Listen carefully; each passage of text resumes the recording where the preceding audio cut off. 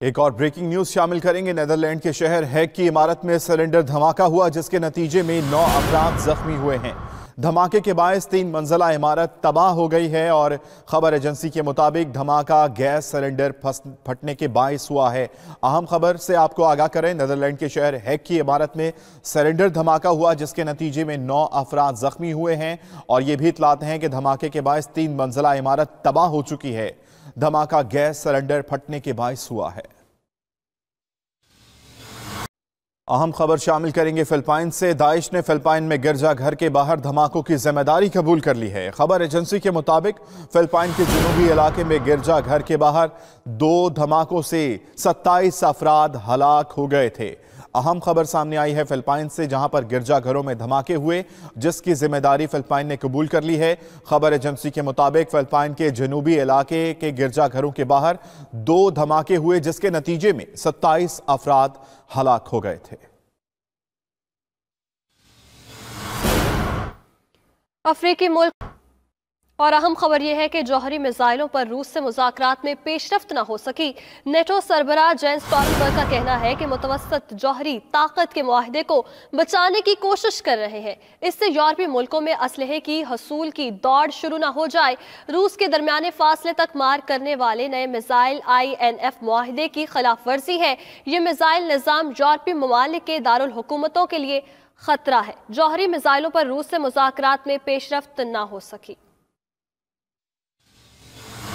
अहम खबर यह है कि पेरू में शादी की तकरीब के दौरान होटल की दीवार गिरने से 15 अफराद मौके पर हलाक हो गए। खबर एजेंसी के मुताबिक दीवार गिरने से 34 अफराद जख्मी भी हुए, जिनमें से 5 की हालत तशवीशनाक है। होटल की दीवार मुसलसल बारिश के बायस खस्ता हो चुकी थी। आपको बताते चले, पेरू में शादी की तकरीब के दौरान होटल की दीवार गिरने से 15 अफराद मौके पर ही हलाक हो गए, जबकि खबर एजेंसी के मुताबिक दीवार गिरने से 34 अफराद जख्मी भी हुए हैं, जिनमें 5 की हालत तशवीशनाक है और होटल की दीवार मुसलसल बारिश के बायस खस्ता हो चुकी थी।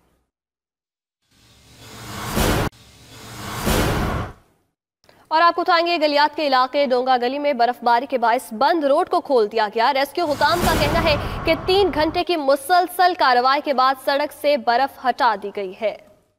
जी बिल्कुल, आपको अपडेट कर रहे हैं। गलियात के इलाके डोंगा गली में बर्फबारी के बायस बंद रोड को खोल दिया गया है। रेस्क्यू हुकाम का कहना है कि 3 घंटे की मुसलसल कार्रवाई के बाद सड़क से बर्फ हटा दी गई है।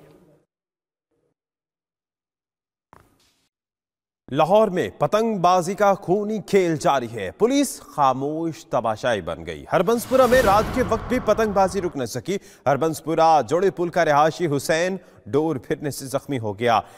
एक और वाकया रोनमा हुआ पतंगबाजी की वजह से पुलिस, लेकिन यहां पर भी खामोश दिखाई दे रही है। हरबंसपुरा का इलाका है जहां पर हुसैन नामी एक शख्स जिसको डोर फिर की है, मियां रऊफ हमारे साथ मौजूद हैं, उनसे बात करते हैं। मियां रऊफ, ये बताइएगा कि पहले तो जख्मी की हालत कैसी है, दूसरा ये कि पुलिस क्यों एक्शन नहीं लेती, हालांकि अब तो बसंत पर पाबंदी बरकरार है।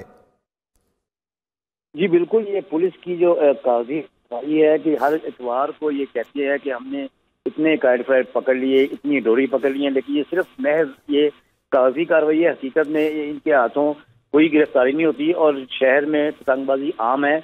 और इसी वजह से आज भी एक शख्स जो है, नौजवान मोहम्मद सैन, जिसको डोर फिरी है और शदीद जख्मी है, उसे 8 से 13 टाँके इसको बैक साइड पे लगे हैं। उसकी हालत अभी तक क्रिटिकल है। पुलिस का कहना है कि ये डोर नहीं फिरी, किसी और वजह है, जबकि उसके लवाकीन ने वो डोर का टोटा भी उनको दिखाया कि ये देखिए ये डोर है जो उसको फ्री है। जी बहुत शुक्रिया मियां रऊफ आपका। के हंगोरा गोट में मुबैना तौर पर मुज़र सेहत खाना खाने से एक ही खानदान के 15 अफराद की हालत गैर हो गई है।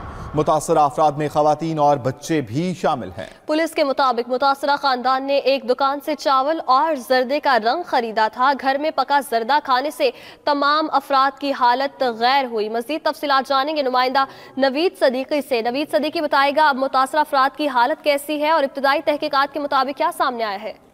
जी बिल्कुल, साइड सुपर हाईवे के इलाका अंगोरिया कोट, जहाँ पर जो है गुज़िश्ता रात मुझे शायद खाना खाने से जो है 15 अफराद की हालत गैर हुई थी, जिनको जो है इब्तदाई तौर पर जो है इमदाद के लिए करीबी अस्पताल जो मुंतकिल किया गया था। पुलिस का कहना है कि तमाम तर अफराद की जो हालत है वो खतरे से बाहर है, जबकि पुलिस ने जो है कार्रवाई करते हुए जो दुकानदार है जहाँ से जो सामान खरीदा गया था चावल और जर्दे का रंग, उस दुकानदार की जो दुकान को सील कर दिया गया है और तमाम तरह जो सामान है वो कब्जे में ले लिया। और सुबह जो है तमाम तरह जो सामान को जो है फॉरेंसिक टेस्ट के लिए लेबोरेटरी भेजा जाएगा, जिसके बाद जो है मजीद कार्रवाई की जाएगी। तमाम जो 15 अफराद है उनको तिब्बी इमदाद के बाद जो है घर रवाना कर दिया गया है।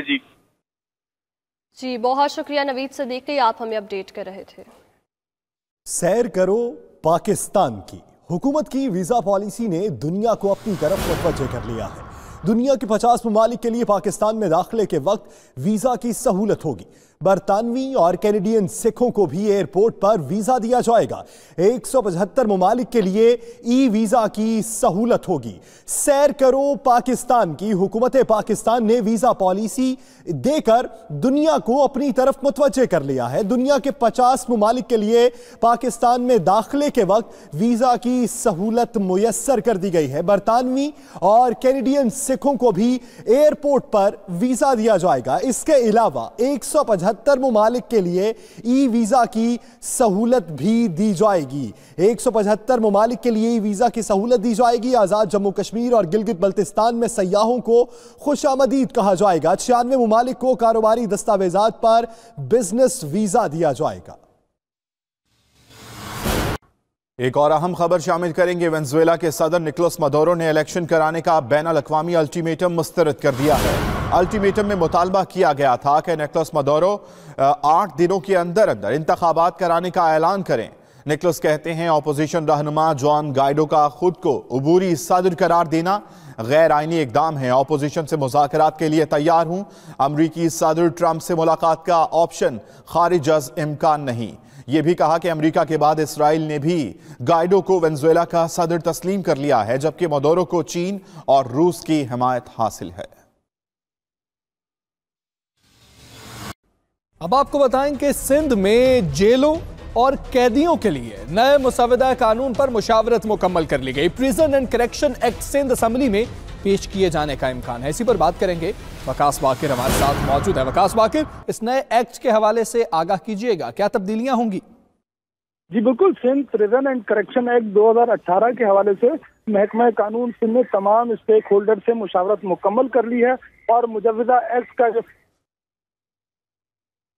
में पेश किए जाने का इम्कान है। सिंध प्रिजन एक्ट के मुताबिक जो कैदियों के लिए मुकर्ररा औकात में क्रिकेट, फुटबॉल और टेबल टेनिस खेलने की इजाजत होगी। इसी तरह से सिंध के नए जेल के कानून के मुताबिक आईजी जेल खाना जात की तकर्री बराह रास्त नहीं होगी, बल्कि जो सीनियर डीआईजी होगा उसे ही आईजी से जेल खाना जात के लिए उसका नाम तजवीज़ किया जाएगा। इसके साथ साथ इस मुजवदा एक्ट में यह भी कहा गया है कि जो ख्वाजा असरा मुल्जिमान कैदी होंगे उनको खवातीन और मर्दों की बैरक से अलग रखा जाएगा, जबकि जो हर कैदी को ज़बानी और तहरीरी तौर पर जेल हुकाम के लिए लाजिम होगा कि वो उसके हुकूक और फ़राइज़ से आगाह करें और तमाम कैदियों को के लिए मेडिकल की सहूलत लाजमी करार दी गई है। इसी तरह से सिंध की तमाम जेलों में कैदियों को आलमी इदारे सेहत के मयार के मुताबिक पीने का पानी फराहम करने का भी इस एक्ट में जिक्र है। जी ठीक है, इस एक्ट के हवाले से आपने हमें आगाह किया। वकास बाकिर, आपका बहुत शुक्रिया। शिमाल में दहशतगर्दों ने हमला करके 10 अफराद को हलाक और दर्जनों को जख्मी कर दिया। जख्मियों में से 2 की हालत तशवीशनाक है। मकामी मीडिया और इंतजामिया के मुताबिक हमला बर्किना फासो के गांव शकायर में हुआ था और हमला करने वाले दहशतगर्दों की तादाद 10 थी। अफ्रीकी मुल्क बर्किना फासो के शिमाल में दहशतगर्दों ने हमला करके 10 अफराद को हलाक और दर्जनों को जख्मी कर दिया। और अब कुछ बात बरतानिया की। बरतानिया में नो डील इनकला की सूरत में सिविल नाफरमानी का खदशा पैदा हो गया है। बरतानवी अखबार के मुताबिक हुकूमत मुमकिना मुजाहिरों से निमटने के लिए मार्शल लॉ पर गौर कर रही है। वजीर सेहत का कहना है कि हुकूमत के पास मार्शल लॉ का इख्तियार है, ताहम ये हतमी ऑप्शन नहीं होगा। वजीर आजम ट्रीजा में बोली कि हुकूमत किसी भी सूरत हाल से निमटने के लिए तैयार है। अहम खबर से अपडेट करें कि कराची में सिंध असेंबली की नशिस्त PS94 पर ज़िमनी इंतखाब के लिए पोलिंग का वक्त खत्म हो चुका है। PS94 की नशिस्त MQM पाकिस्तान के मोहम्मद वजाहत के इंतकाल के बायस खाली हुई थी। हल्के में मुत्तहिदा कौमी मूवमेंट के सैयद हाशिम रजा, पाकिस्तान तहरीक इंसाफ के अशरफ जब्बार और पाकिस्तान पीपल्स पार्टी के जावेद शेख में सख्त मुकाबला था। पोलिंग का वक्त खत्म होने के बाद वोटों की गिनती शुरू हो चुकी है। मजीद तफसीलात जानते हैं चांद नवाब से। चांद नवाब, बताएगा दिन भर से अब तक क्या गहमा गहमी रही? जी बिल्कुल, आज इतवार का दिन था, छुट्टी का दिन था जिला कोरंगी के सब डिवीजन लांडी और कोरंगी के कुछ हलकों में जो है PS94 जो MKM के उम्मीदवार के इंतकाल के बाद खाली हुई थी। पुरअमन तौर पर सुबह 8 बजे पोलिंग शुरू हुई, जो जैसे ही 5 बजे गेट बंद कर दिए गए। जो अंदर मौजूद है पोलिंग स्टेशन का, उनको वोट कास्ट करने की इजाजत दी जा रही है, जबकि बिल्कुल रेंजर्स और पुलिस ने गेट बंद कर दिए गए हैं।